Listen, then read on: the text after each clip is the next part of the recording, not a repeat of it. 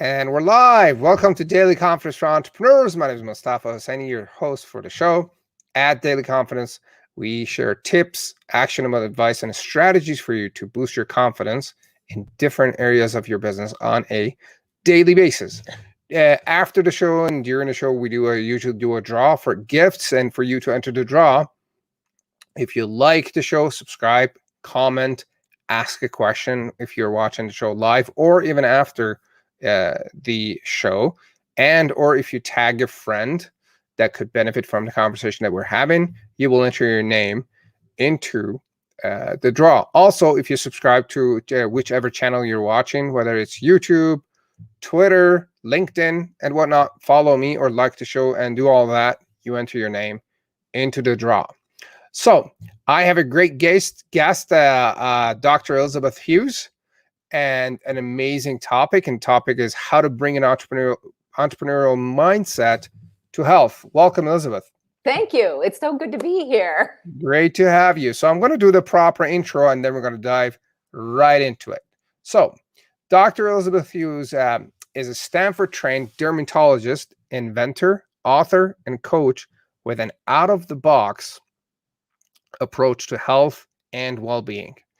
By blending her scientific training with holistic self-healing principles and her intuitive abilities, Dr. Hughes helps clients discover the root cause of their dis-ease, activate their inborn healing ability, and reverse symptoms of chronic illness.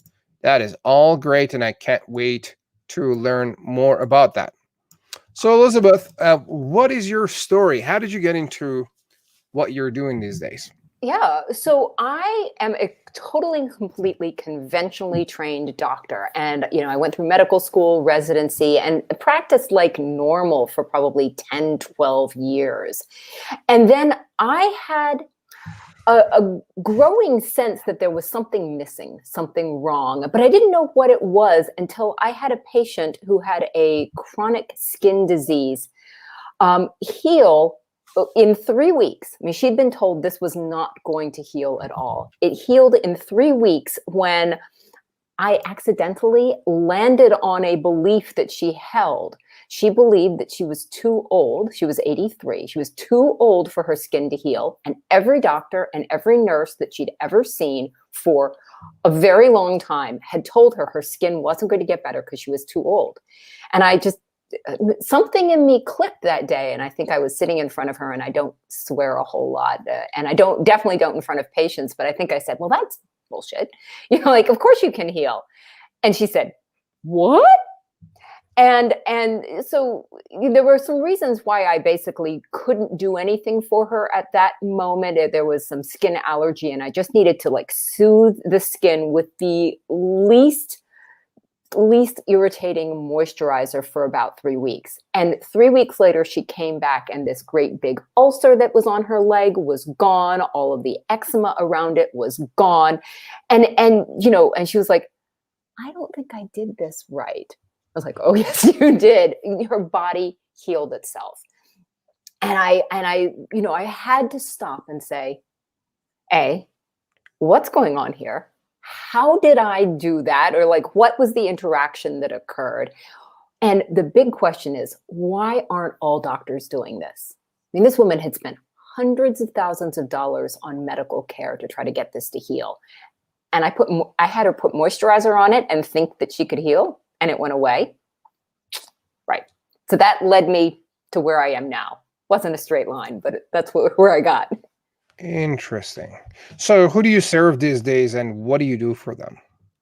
So I work with anybody who wants to have a really different experience of their health and what it feels like to live in their body. So a lot of people have gotten to the point where they think illness is normal. So it's not a specific type of person in terms of an illness or a condition, because your body is constantly healing itself anyway. So if you want to turn that healing properties on and tackle whatever it is, I've got the approach to it. Got it. every time we talk about mindset, I am always interested to talk about mindset and what it does.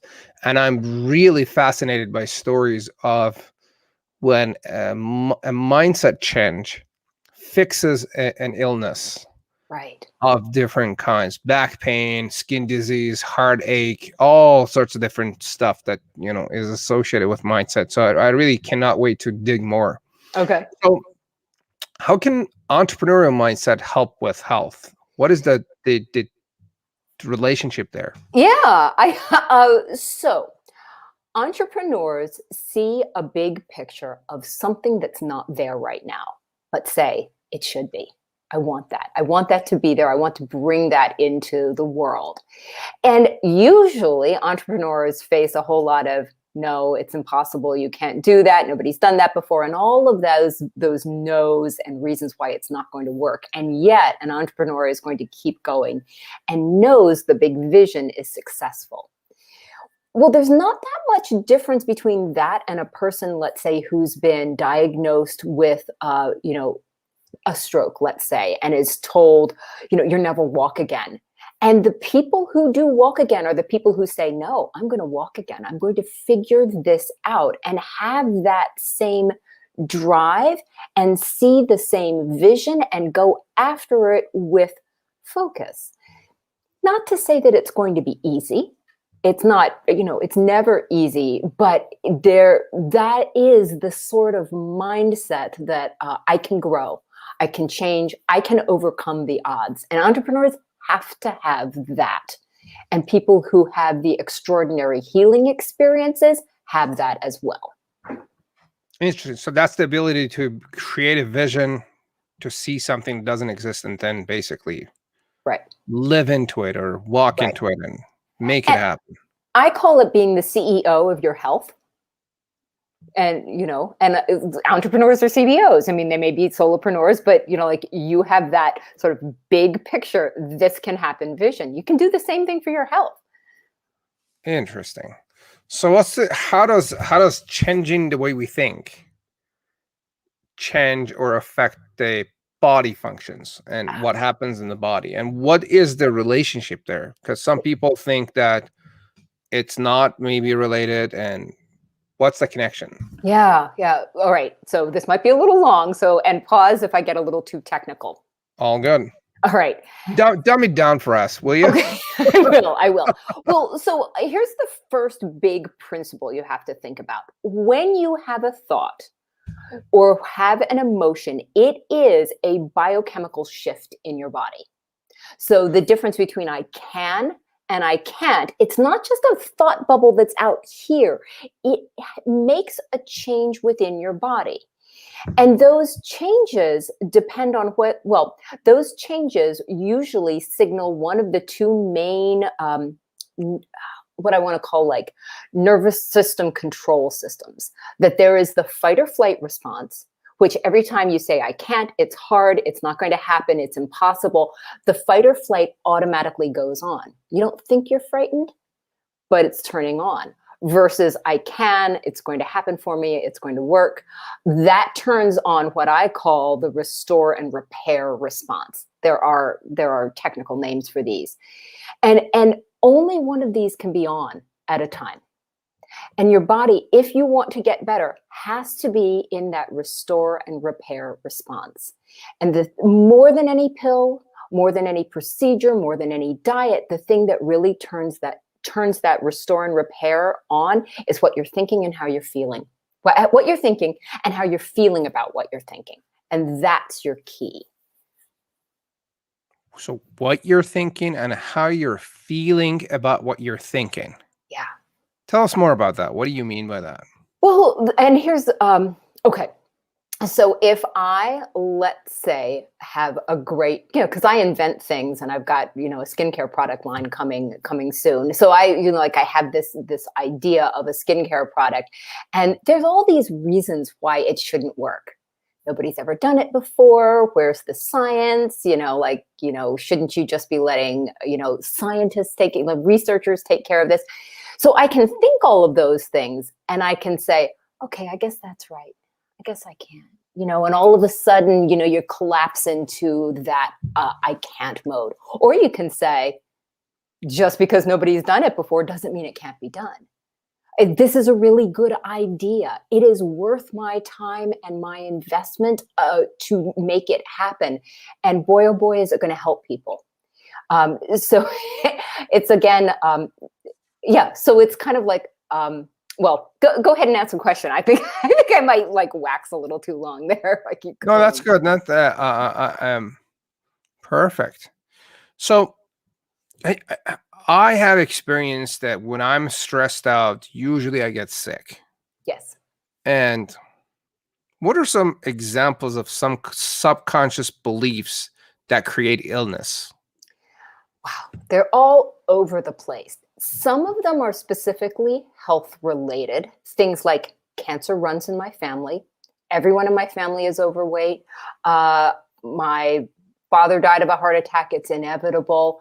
The doctor told me this is chronic and it won't cure. It can't be cured. So those are health related ones. And these are things that we just don't question. They're almost like grandma wisdom that we just don't say like, wait, is that really right? The truth of the matter is cancer really doesn't run in families. And people go like, what? Because most of our cancers are not controlled by our genes. And you can manipulate your genes anyway when you do this work. Like, what about heart disease or diabetes or? Oh yeah, totally and completely changeable. Totally. Really? Yes. And I know this is going to go a little off topic. Can I go off topic? Because I was going to talk absolutely. about the other. So let me tell you something. About the same time as the woman who had the skin condition that healed spontaneously, I also was reading the Journal of the American Medical Association, JAMA. And every week or every month when it comes out, they have a little like medical history thing. And I love history. I think it's really interesting. And that same time, right about the same time, I was reading that history thing. And it was about a condition called Cushing's disease. Harvey Cushing, doctor in 1912 or something like that, determined this type of disease that basically releases stress hormones into the body. And the historical part was it described the first patient he ever diagnosed with Cushing's disease. And she was a young woman who was obese, had acne, had diabetes, had muscle weakness, got sick all the time, had stretch marks, couldn't get pregnant, didn't get her periods. And I was like, that's who I saw this morning. And so in 100 years, basically, we've gone from a situation where this combination of symptoms was completely abnormal to something and worth writing up, worth naming as something, to a situation where this is like seen on a daily basis by doctors. And all of it is the release of the stress hormones. So that heart disease, the diabetes, the weight, all of that is related to this fight or flight being revved up all the time. And despite the comforts of the modern world, we're drowning in stress and we don't realize it. And that brings me to the other thoughts, like the subconscious beliefs that cause illness. You can have beliefs about your job. You can have beliefs about your, relationships. My boss hates me. He's out to get me. If I'm late, I'm going to be fired. Like my neighbors hate me. All of those, anything that you say, I'm not safe because blank, that's going to trigger the stress response. Got it. Give me 1 second. I'm going to adjust the lighting. I got too much light on my face. Give me 1 sec. Yeah, of course.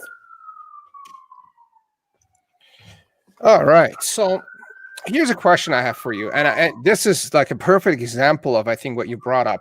My dad has diabetes. Mm-hmm. From my mom's side, my grandpa died of a stroke because of high sugar levels. Mm-hmm. And so in my mind, I'm like, all right, this probably runs in my family. Right. And so what I did, I started cutting down on sugar and I started fasting like a few days a week. to control my sugar levels, and I'm like, you know what? It's not going to happen to me. That is definitely not. I'm not gonna be sick, and I don't want any medication. One of my personal goals is to ski well past 90. Right. So I'm like, I probably got to start now because I got another 50 years ahead of me. So, so Right, I got to right, do that.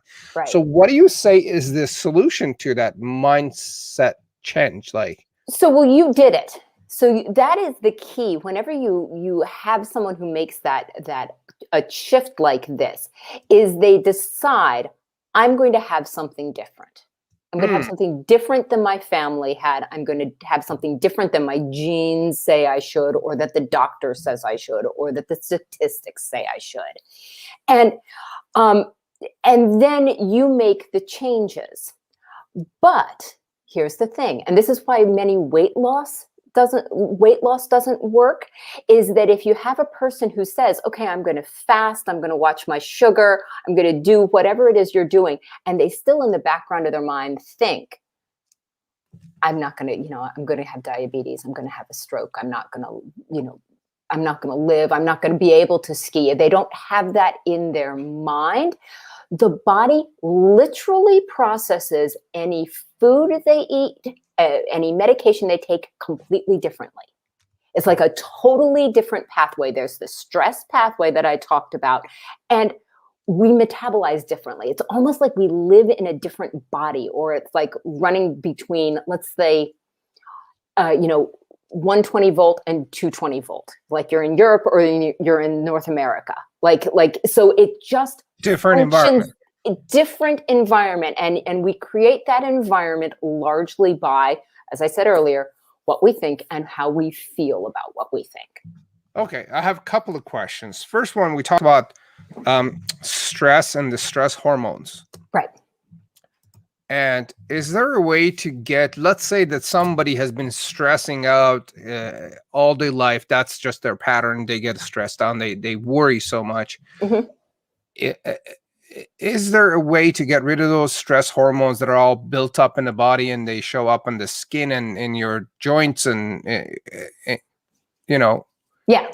So, yes, it's not instant though. So Okay. that's where the thing happens. All right. Another little tip that I should tell you, your body completely replaces itself about every 7 years.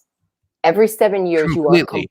completely, including the things that we don't think we replace, like Like your our teeth and bones and stuff? so bones completely replace themselves. Teeth don't, but brain does, heart does. We grow a new liver 1 to 2 times a year. Every single solitary protein and fat inside of a cell is completely regenerated, even if you don't totally redo it. There is nothing new. There's nothing that lingers. There's nothing old. So you've built a body based on the stress hormones. It will take a little while to see your new body not based on stress hormones, but once you turn them off, give it time, and you will have a new body based on lack of stress hormones. Interesting. So I personally did a couple of years of reading and studying on fasting. Yeah. And how there's this autophagy process that start rebuilding and redoing and repairing stuff. Do you believe in that? Is there something that it might be related to what we talk about today? So I don't know that there is necessarily in terms of stress. What I do know is that high caloric intake in like rats and mice and things like that is related to shorter lifespan. And having a decreased calorie intake is related to longer lifespan. And I don't know if anybody quite knows what it is. Exactly why that is. Is it that the products of metabolism or having too much to metabolize all at once is a really, really subconscious stress? Like, oh, I've got all this food, I've got to eat it. And like all of a sudden your body is just, having to work overtime. I don't know, but there is lots and lots of experimental data on animals that show that calorie restriction does lead to longevity. Interesting. Right. And so there's something, but again, there's something to it. So if you're fasting and sitting here and saying, I can't believe I'm fasting, I hate fasting, this makes me feel awful, then you're having bad effect. We are having a bad effect. But if you fast and you say, this is something that's going to help me, and you enjoy it, and you deal with it. And I've fasted, on and off, and it just sort of resets your relationship to the experience of hunger, which is super helpful. Like, so you don't get, that's the thing. Hangry, when you get the angry part of hungry, the hungry, angry, that angry, stress hormones. So fasting, if nothing else, like helps you to unlink the emotion from the physical sensation. So you don't go into stress because you're angry. Interesting. Yeah, I read so much on clinical trials and all sorts of stuff, but with fasting, that I actually started fasting 2 days a week. Yeah.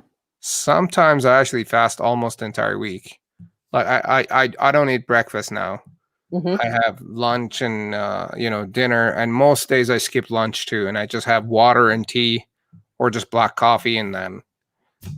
And when I fast, I just feel so much better. My brain works, and I have this clarity. I can physically and mentally feel the increase in the capacity on my brain. Right. I come up with like new ideas, and the way I talk changes, and I know it. It's fascinating. Well, along those lines, and this is me thinking off the seat of my pants here, but when you eat a big meal, much of your blood flow needs to go to your intestines in order to, help the intestines work, process the food, carry the nutrients away. And you, like, if you can trace the blood flow, you'll see it all goes to the intestines. Well, we've got a limited amount of blood flow, and so it's got to come from somewhere. And 25% of our resting metabolic energy goes to our brains. 25%. 25%. That's like the engine, or the second engine, I guess. Exactly. And so like the other 75 is for everything else, but 25% of the oxygen consumption happens up here. And so if you're sending all of the blood flow away from here, yes, you are not going to think as clearly. And actually, the body's really smart, because the first thing it turns off, because you don't quote unquote need it, is that critical thinking part. It'll keep the, heartbeat steady part going, but it'll turn off the creative thinking. Absolutely. So some people think that if they exercise and they're on diet, they'll be healthy. Is that enough? Why or why not? Yeah. Well, all I'd say is all you have to do is look at the statistics for how many people have been on a diet and are on a diet, and how many gym memberships there are, and then compare with the actual health that people are experiencing. And you'll realize there's a disconnect. And so much of it is that motivation, drive, vision, and belief that it's going to make a difference. Going through with it and going to the gym, even if you say, I don't think this is doing anything for me, because, just like being an entrepreneur, the change is around the corner, and you don't know unless you show up. Right. It's like you're trying to find a way to make it not work. Right. Well, and the other thing, obviously it's not going to work. Right. And here's another thing about the entrepreneurial spirit. Entrepreneurs are used to working, not necessarily having instant results. Like that's not exactly like we know that it takes a little bit more, but a lot of people with their health want to take a pill and have it be like that, or go to the gym for a week and like get buff or whatever it is. It's not necessarily a quick thing. That doesn't mean it's unpleasant. That doesn't mean it's going to be difficult over the long term. It's just a different way of feeling in your body and living and just having this lived experience. Interesting. So at the end of the day, so is diet and exercise enough for a healthy lifestyle, or Nope. It's not? No. I do not believe it.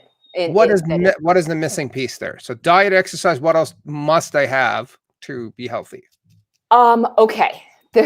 What else must you have? So If I were going to say, I'm going to give you two musts. There's a few others, but you need to have relationships. Believe it or not, relationships can have as much effect on your blood pressure, your glucose, your weight, as actually diet and exercise can. So good interpersonal relationships, and I know this is a little off topic for what we were talking about, but that's key. People don't recognize it. Loneliness, isolation also triggers that stress response. So you need to have that. And if I were going to choose something, I'd choose a good friend first, like personally. And the second thing you need is, again, that belief that I can change, that absolute belief that I can change. And that can be harder to get than people realize. In fact, with the clients I work with, that's where we start. And oftentimes that's the thing that people are most resistant to, is like, but. I don't want to change. Right. Well, but these stress hormones and the thoughts and the emotions, that whole little ball of stuff becomes almost addictive. Like you just said, you're looking for reasons why it's not going to work. That gives you this little hit of, the stress hormone, even though you don't really want it. You feel a little better for a moment. We're all adrenaline junkies, really, is what it is. It's just we're not getting it in a good way. More bungee jumping, less stressing. I'm just taking notes here. Okay. So here's a question I have for you.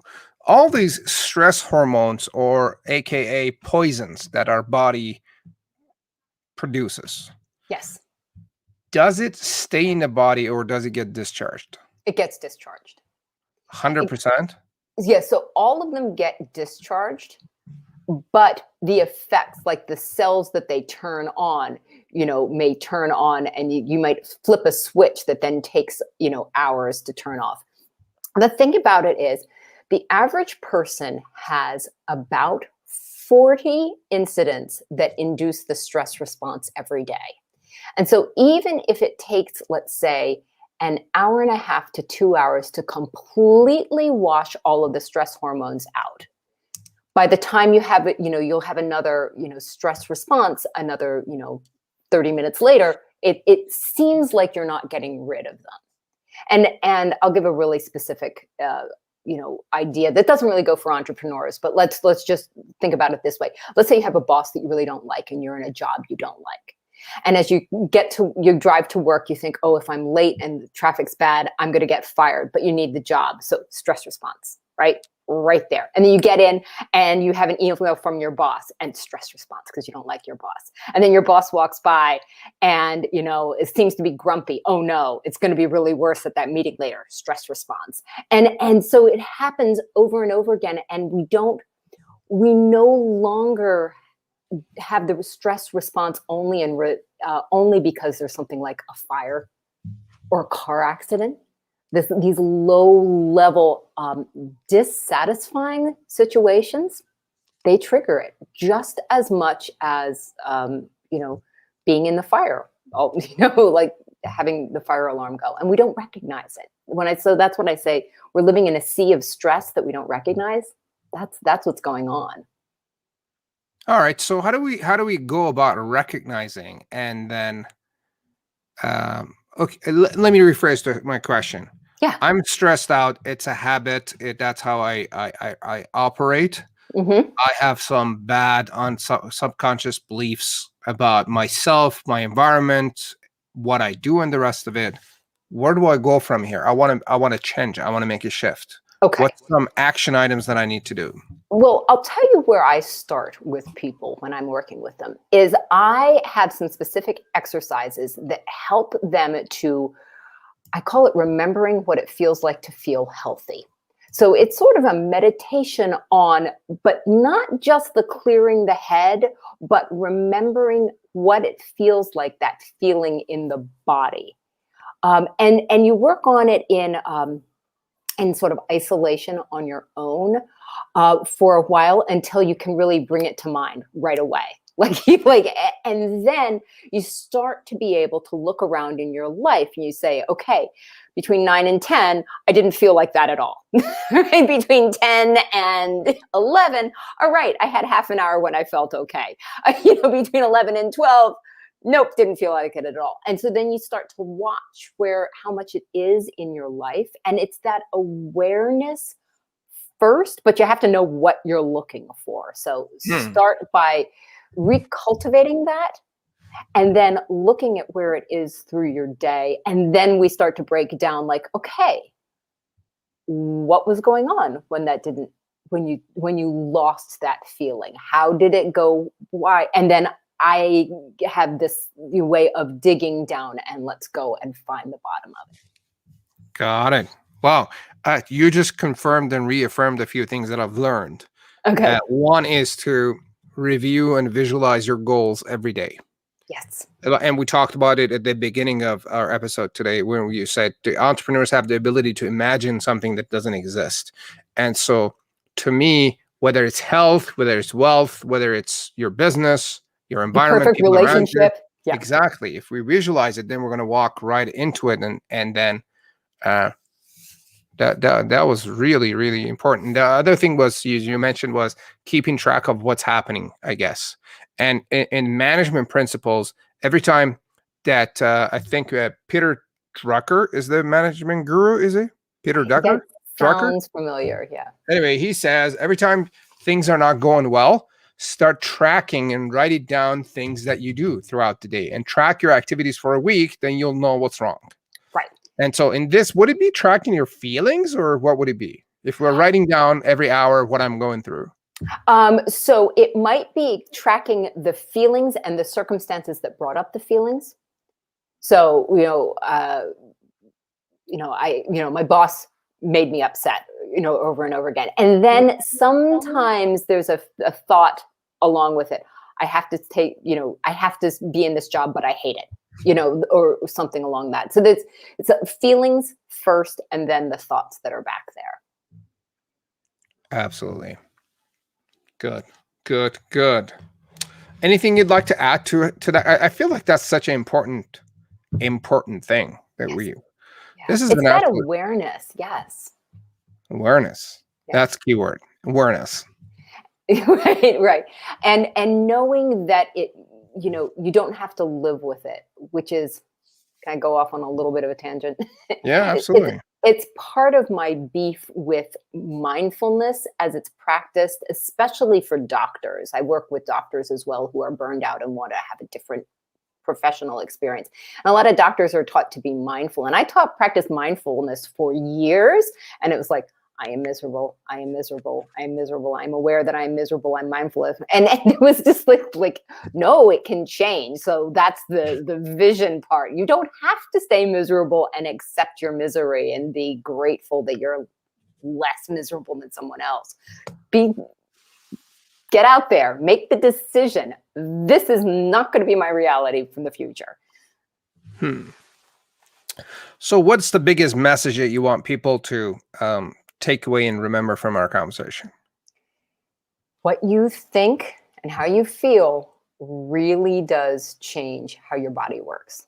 Our bodies respond to that. It's not our how we feel, it's not our bodies that create it necessarily. We are creating our bodies by what we think, how we feel, how we relate to our environment, how we relate to our passion and purpose, all of that. Love it. Love it. Love it. Here's a question that came up that I think it's important to ask. Yeah. What are some mistakes that business owners or people make around health and mindset? Yes. Feeling like you have to work yourself to the point of illness in order to succeed. That is, I get it. I mean, I totally and completely get it. But my life, just everything started turning around when I started to put my health and well-being first. And I'm not going to say I'm perfect, because it can be a challenge, but but that is where I have to be. My energy has to be right first, because if it's not right, nothing else I'm going to do is right. I'll be sloppy, shoddy work. I'll forget things, scatterbrained. I got to be on my game. And so that's got to come first. Love it. Love it. Love it. Now, you're sharing a gift with us, and it's called Self-Healing Secret Guide. Could you please tell us about it? Yeah, so I talk about some of what we've talked about today, sort of 6 or 7, I can't remember how many tips I have in there, 6 or 7 tips about how the body actually heals itself so that you understand the biology around it. This should be basic biology that's taught in like middle school. We should be learning this stuff. Love it. So again, if you wanted to download Self-Healing Secrets Guide, visit elizabethhughesmd.com.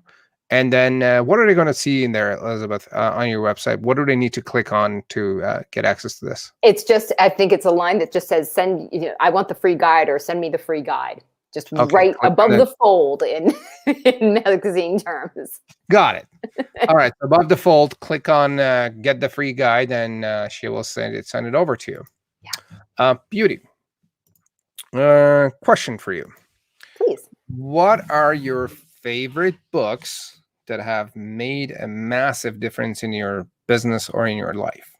Yes. Okay. Probably the one that so there are a couple. I do love Dr. Joe Dispenza's You Are the Placebo. I think that's amazing.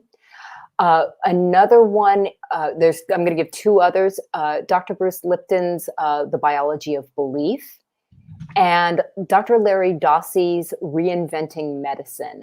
I love that book so much. And, he wrote that book right about the time I finished med school, and I didn't learn any of it. Was it the last one was Reinventing Medicine? Yeah, Dossey, Dossey, Larry Dossey, and it's Reinventing Medicine. I think that's the name of it. Love it. Yeah. You're the Placebo, Joe Dispenza. I really like what Joe Dispenza is up to. Yeah. I've watched a few of his videos, and I really like what he does. Yeah. I love what he does. There's an application piece that he's missing. Maybe that's a conversation for another time. But there's a missing thing there that he doesn't do that I know. I know for all of the millions of books that he sold that are sitting on shelves, we should see a lot more health than we are, and that's because there's just like one extra thing that needs to happen. Beauty. Now, if you had a Facebook ad or a Google ad where everyone on the planet could see, yes, what would your message be? My message would be, you do not have to accept the health that you think you are destined to have. Like that would be it. You have the power to change your biology. I'm just typing down. You do not have to accept the health that you think you're destined to have. I like that. What's one piece of advice that you received that made a massive difference for you? It was not really advice. It was negative advice, to be perfectly honest with you. This goes way back. It's my dad. When I told him I was going to major, I'm a geek. I knew I wanted to go to medical school, but I decided I was going to major in classics, ancient Greek and Roman history and language. I just, I didn't want to spend my entire life in a lab. And my father said, "You're not going to go anywhere with that." And I said, "Watch me." And then what happened? And then I, got into med school and got into, did my residency at the best place, probably, not on the planet, but really good place, and was a professor. And now, and then I've taken that advice for myself, along the way. It's like, I think I need to leave conventional medicine. You're not going to get anywhere. Watch me. That's what they said when you said you want to leave the conventional medicine. Oh, yeah. They said you're not going to get anywhere. Yeah. That's my problem with conventional medicine as well. Right. Oh, Here's my problem. Yeah. Okay. My problem is a lot of conventional medicine tries to fix everything through drugs. It's like, you have this problem, here's a drug. You have that problem, here's a drug. Here's a problem. Even if I don't have a drug, I'll come up with a drug for that. I'm like, there's probably other ways. And I'm not against drugs, but I'm saying, don't drug everything up and like try to fix everything. Look at the world through the drug hole. And, that's my problem with that. Yeah. And I could wax on and on, but all I'll say on that one, to make it real short, follow the money. And doctors are actually at this point where they're caught between basically getting an education that is funded by drug companies and therefore directed by drug companies. And doctors don't recognize it. And this is why so many doctors are so unhappy, because they know there's something else they're supposed to be doing, but they've basically been brainwashed, for lack of a better word. I mean, it's just so intensive, the training for so long, that they can't see beyond the blinders that they've got. Do you think that might have something to do with the fact that they rank #1 for suicides? Oh yeah, absolutely, absolutely. Yes, I mean, doctors and they can't see their way out. So if you know any doctors who are on the edge, about 40% of the clients I work with are doctors, nurses, dentists, health professionals, psychiatrists, psychologists. I work with them. Yeah. So I'm, take your doctor out to lunch one time as a friend, not a patient. And like, if they're at their wit's end, there's help. Interesting. Oh, I know a few doctors, so I'll send them your way if I come across any issues. Okay. And I don't have any problem doing that, because what happened was, if I see someone that has a problem and needs help, I offer help, and if they don't take it, if needed, I would drag them to a doctor's office to get help, because that's how I lost my grandpa. That's my personal story. Oh. My grandpa had high high sugar levels. Right. And everyone kept telling him, "Oh, you got to go check with the doctor." And he's like, "Oh no, I'm good. I'm only eating fruits." That's his way of self-medicating, right? Next thing you know, he got a stroke and he was done. Yeah. And then now I'm like, if I see someone that doesn't look good, I offer help. And if I really like and know and trust them, I would physically pick them up, take them to the doctor, be like, you need to live, and I'm not going to let you go that easily. Anyway. Well, yeah, good for you. I mean, really, honestly, good for you, because it's that care. I mean, we were talking about isolation and loneliness and the relationships. That makes a big difference. Just that degree of care makes a big difference. Yeah, and I'm like, I don't care if you hate me now. I'm sure you'll probably thank me later, but you can call me any little words that you want. But as long as you're healthy and you're good, I'm good. Right. Elizabeth, is there anything you want to add? Anything that we didn't talk about? No, I think we've been super thorough. This has been great fun. Thank you for having me. Thank you. It's great to have you. I really like having conversations about mindset.